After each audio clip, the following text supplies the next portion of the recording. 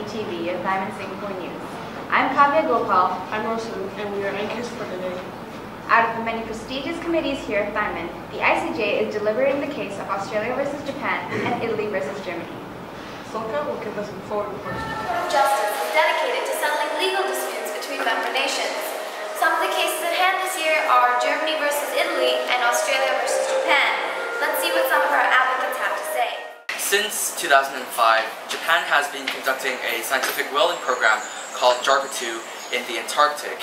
However, Australia alleges that Japan's whaling program is actually a commercial program in disguise and not truly a scientific whaling program.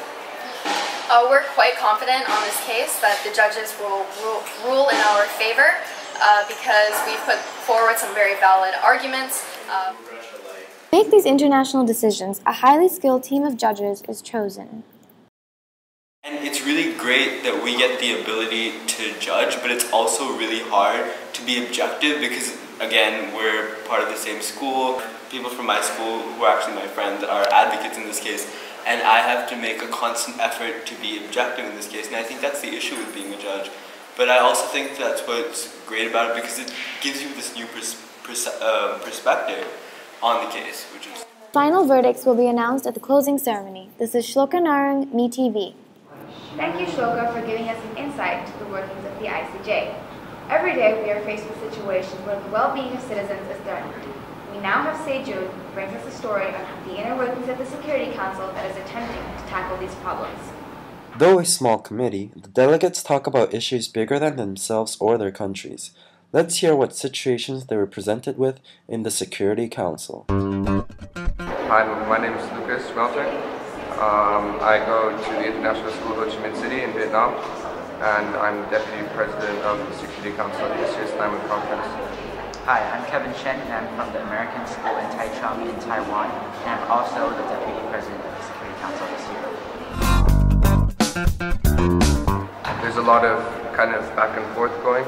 Right now the USA threatened to veto the clause, so there's a little discussion between the P5 members. So it's very, I wouldn't say it's heated, but it's a little tense at the moment. We're talking about the dispute over the Korean Peninsula and the relations between DPRK and RK.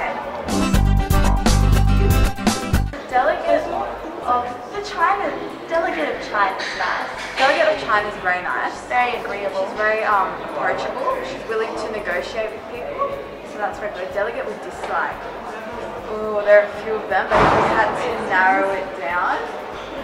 USA is very impressive with his knowledge, but the dislikes are that they veto way too much all the P5s.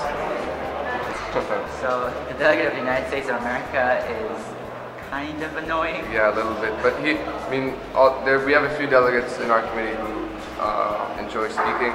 The delegate of Lebanon is one of them. So they enjoy speaking, and Knowing that the situations will be resolved peacefully, this is Sejun Han, METV. As we all know, Diamond isn't only about playing the parts of adults.